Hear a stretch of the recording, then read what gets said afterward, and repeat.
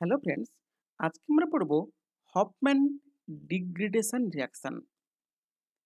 এই Hofmann degradation একে অনেকে হফম্যান রিঅ্যারেঞ্জমেন্ট বলেও বলে থাকে। এই রিঅ্যাকশনে মূলত আমরা যে কোনো প্রাইমারি অ্যামাইড, ধরা যাক RCONH2, এই প্রাইমারি অ্যামাইড থেকে প্রাইমারি অ্যামিন RNH2 তৈরি করতে পারি। এখানে একটা কার্বন সংখ্যা কমে যায়, অর্থাৎ এই হচ্ছে আমার এটা simple primary amide. Primary amide মানে কি, নাইট্রোজেনের সঙ্গে দুটো হাইড্রোজেন থাকছে, কিন্তু এটা থাকতে হবে। এই প্রাইমারি অ্যামাইড থেকে আমরা প্রাইমারি অ্যামিন তৈরি করতে পারছি। এই রিঅ্যাকশানে রিয়েজেন্ট হিসেবে তাহলে আমরা কি নিচ্ছি, না একটা হচ্ছে প্রাইমারি অ্যামাইড। এই RCONH2 এর মধ্যে আরটা অ্যালকাইল কিংবা অ্যারাইল যে কিছু হতে পারে। আর হ্যালোজেন হিসাবে আমরা মূলত ক্লোরিন কিংবা ব্রোমিন হিসাবে নিই। আর স্ট্রং বেস হিসাবে সোডিয়াম হাইড্রোক্সাইড অথবা পটাশিয়াম হাইড্রোক্সাইড। তাহলে এই তিনটে রিজেন্ট থেকে আমরা কিন্তু এই ট্রান্সফরমেশনটা করতে পারি। যদি এর রিঅ্যাকশন মেকানিজম দেখি, তাহলে ফার্স্ট স্টেপ কি হচ্ছে, না formation of N hello amide. কীরকম, না হচ্ছে অ্যামাইড একটা স্ট্রং বেস OH মাইনাস আছে, তাহলে OH মাইনাস প্রথমে এই হাইড্রোজেনটা অ্যাবস্ট্রাক্ট করে নিল। এখান থেকে দেখো যেন ইনোলাইজেশন হচ্ছে, যেন সেইভাবে এই ইনল তৈরি হয়ে গেল। এরপর ও মাইনাস যখন ব্যাক করছে, তখন এই নিউক্লিওফিলিক অ্যাটাকটা কিন্তু নাইট্রোজেন সেন্টারের থ্রু দিয়ে হচ্ছে, যার ফলে এই ব্রোমিনে অ্যাটাক করে এই Br মাইনাসকে বের করে দিচ্ছে। দিয়ে এটা হচ্ছে কি, না এন ব্রোমো অ্যামাইড। তাহলে এন হ্যালো অ্যামাইড তৈরি হয়ে গেছে। স্টেপ 2 তে হয়েছে কি, না ডিপ্রোটনেশন এবং formation of isocyanate. OH minus base হিসাবে কাজ করছে। প্রথমে এই হাইড্রোজেনটাকে অ্যাবস্ট্রাক্ট করে নিচ্ছে, অর্থাৎ ডিপ্রোটনেশন হয়ে গেছে। আর আগের মতো সেই ইনল টাইপ রিঅ্যাকশন মেকানিজম হয়েছে। তাহলে এখানে সেই সি ডাবল বন্ড এন তৈরি হয়েছে। এইবার ও মাইনাসের যখন সেটা মাইনাসটা ব্যাক করে সিও ডাবল বন্ড তৈরি করবে, সেই সময় এই কার্বনে যে আর গ্রুপ যোগ আছে, সেই আর গ্রুপটা পুরোটাই মাইগ্রেট করবে। মাইগ্রেট করে নাইট্রোজেন সেন্টারে চলে আসবে, দিয়ে আমার ব্রোমিন বেরিয়ে যাবে। দিয়ে পাচ্ছি কি, না এই যে আইসোসায়ানেট, এই কম্পাউন্ডটাকে বলছি আমরা আইসোসায়ানেট। এইখানে এই রিঅ্যাকশন যেহেতু এই পুরো আর গ্রুপটা মাইগ্রেট করছে, এই জন্য এই হফম্যান ডিগ্রেডেশনকে অনেকে কি বলে, না হফম্যান রিঅ্যারেঞ্জমেন্ট রিঅ্যাকশন বলে। তাহলে আমরা বুঝে গেলাম যে রিঅ্যারেঞ্জমেন্ট কেন বলে আর ডিগ্রেডেশন কেন বলে, না একটা কার্বন সংখ্যা কমে যায়, এই জন্য এটাকে বলা হয় ডিগ্রেডেশন। এবার স্টেপ 3 তে কি হবে, না hydrolysis of isocyanate. OH minus আছে, এই কার্বনে অ্যাটাক করলো, করলে কি হচ্ছে, না সি এই বন্ডটা ভেঙে গেল, CN বন্ড ভেঙে গেল। দিয়ে আমার কি পেয়ে গেছি, আমার এই পেয়েছি N আর COOH। এবার OH মাইনাস এসে এই কার্বক্সিলিক অ্যাসিডের H নিয়ে নেবে। তারপর কি হয়ে যাবে, না এই বন্ডটা এখানে শিফট করে কি হবে, ডিকার্বক্সিলেশন হয়ে যাবে। অর্থাৎ আমরা কি পাচ্ছি, এখান থেকে কার্বন ডাইঅক্সাইড গ্যাস হিসাবে বেরিয়ে যাচ্ছে। আর এখানে কি পাচ্ছি, এই যে এই ব্যাপারটা থেকে যাচ্ছে RNH2, সেখান থেকে পাচ্ছি প্রাইমারি অ্যামিন। তাহলে এই প্রাইমারি অ্যামিন পেয়ে যাচ্ছি, আর এই যে কার্বন ডাইঅক্সাইড বেরিয়ে যাচ্ছে, অর্থাৎ একটা কার্বন সংখ্যা কিন্তু কমে যাচ্ছে। এই জন্য বলছি হফম্যান ডিগ্রেডেশন।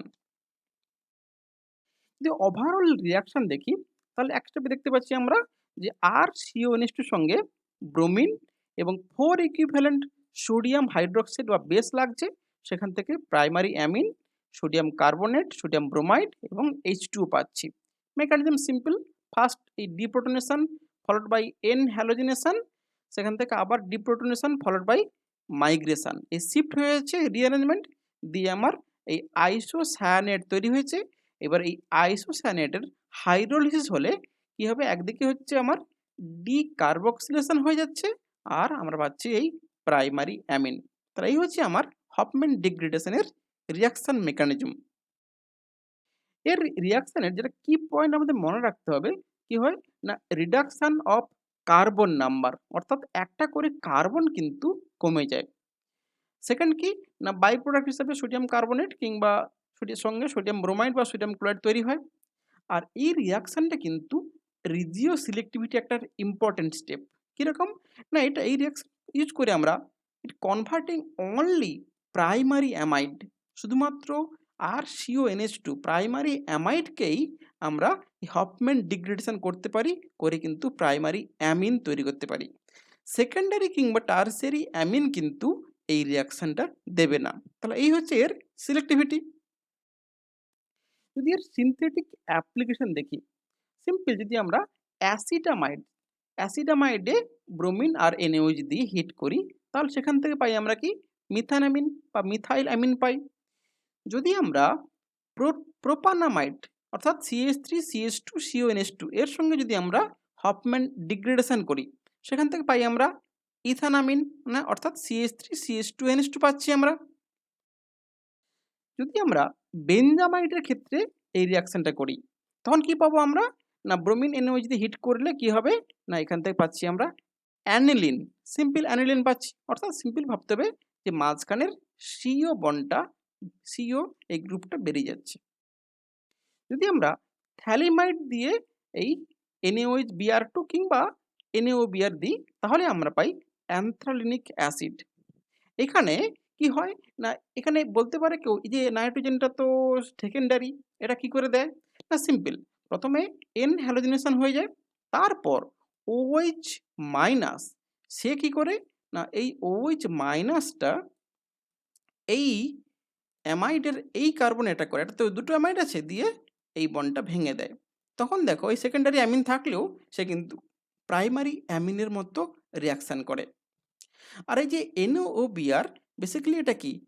OBr এই অক্সিজেনের উপর মাইনাস থাকছে, তাহলে এই একটা বেস হিসাবে কাজ করছে। তাহলে এই বেসটা কিন্তু এই প্রোটনকে অ্যাবস্ট্রাক্ট করে। তাহলে এইভাবে এই NaOBr ও একদিকে বেস হিসাবে কাজ করছে, আবার ওটাই ব্রোমিনেটিং এজেন্ট হিসেবে কাজ করছে। তাহলে এইভাবে আমরা থ্যালিমাইড থেকে অ্যানথ্রালিনিক অ্যাসিড তৈরি করতে পারছি। যদি আমরা সিনথেটিক বেনজোইক অ্যাসিড থেকে অ্যানিলিন তৈরি করতে চাই, তাহলে তার উপায় কি থাকবে? না এই বেনজোইক অ্যাসিডকে অ্যামোনিয়া দিয়ে হিট করলে প্রথমে আমরা পাবো কি? বেনজামাইড পাবো। তারপর সেই বেনজামাইডকে যদি ব্রোমিন NaOH দিয়ে হিট করি, অর্থাৎ হফম্যান ডিগ্রেডেশন করি, তাহলে আমরা পাচ্ছি কি? অ্যানিলিন পাচ্ছি। তাহলে এইভাবে এই ধরনের সিনথেটিক অ্যাপ্লিকেশন আমরা করতে পারি। যদি বেনজোনাইট্রাইলকে অ্যানিলিনে কনভার্ট করতে চাই, তখন কি করব? না সিম্পল বেনজোনাইট্রাইলকে যদি আমি KOH এবং H2O দিয়ে হাইড্রোলিসিস করি, তখন কি পাবো আমি? না এই বেনজামাইড পাচ্ছি। তাকে আবার যদি ব্রোমিন NaOH দিয়ে হিট করি, তখন সেখান থেকে পাচ্ছি আমি প্রাইমারি অ্যামিন। তাহলে এইভাবে অ্যারোমেটিক ফাংশনাল গ্রুপের ইন্টার কনভার্সনগুলো আমরা কিন্তু হফম্যান ডিগ্রেডেশন রিঅ্যাকশন ইউজ করে করতে পারছি। এটা একটা মডার্ন এর ভেরিয়েশন। সেটা কি? না এই অ্যামাইডের সঙ্গে NBS এবং DBU দিয়ে মিথানল দিয়ে রিফ্লাক্স করলে আমরা পাচ্ছি কিন্তু এই অ্যামাইড কম্পাউন্ড পাচ্ছি। এটা কিন্তু অ্যামিন নয়। এটা হয় কি করে? না এখানে ভাবতে হবে যে DBUটা একটা অর্গানিক বেস, এই বেস হিসাবে কাজ করছে। অর্থাৎ আমরা যে NaOH বা KOH দিয়ে যা কাজ করছিলাম, DBU দিয়ে সেই কাজ করছি। আচ্ছা, NBSটা কি? না N-ব্রোমোসাক্সিনামাইড। তাহলে ব্রোমিন বা ক্লোরিন যেমন আমরা ব্রোমিনেটিং এজেন্ট হিসেবে কাজ করছি, এই N-ব্রোমোসাক্সিনামাইড দিয়েও আমরা কিন্তু এই ব্রোমিনেশনটা করতে পারবো। এই হচ্ছে NBS। আর মিথানল কি করেছে? না আমাদের একবার যখন আইসোসায়ানেট তৈরি হয়ে গেছে, N double bond C double bond O, এই আইসোসায়ানেট তৈরি হয়ে গেছে, এখানে আর থাকছে। আইসোসায়ানেট তৈরি হওয়ার পর কি করেছে? যেহেতু জল নেই, তাহলে এই মিথানলের OH কি করবে? ও এইখানে কার্বনে অ্যাটাক করবে, করে দিয়ে এই খুলে দিবে। তাহলে সেখান থেকে দেখো আমরা কিন্তু এই ধরনের কম্পাউন্ডটা পেতে পারবো। এর মেকানিজমটা আমি ব্রিফ ওভারভিউ দিয়ে দিলাম, তোমরা ট্রাই করতে পারো, না পারলে আমাকে বলবে। আজকে এটুকুই। Thank you.